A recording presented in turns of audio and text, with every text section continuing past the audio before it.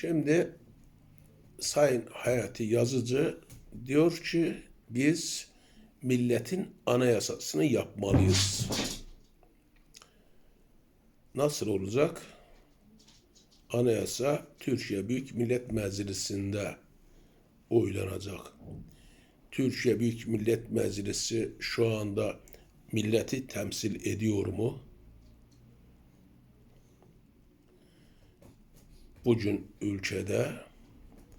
ülkenin %60'ından fazlası erken seçim istiyor ise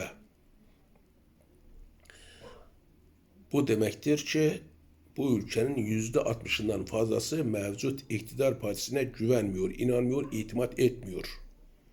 Dolayısıyla meclis çoğunluğunun da mevcut iktidar partisi oluşturuyor olması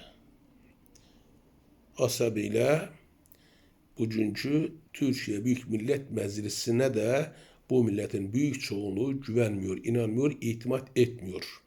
Bu milletin büyük çoğunluğunun güvenmediği, inanmadığı, itimat etmediği meclisin yaptığı anayasada bu milletin anayasası olarak görülemez diye düşünüyorum.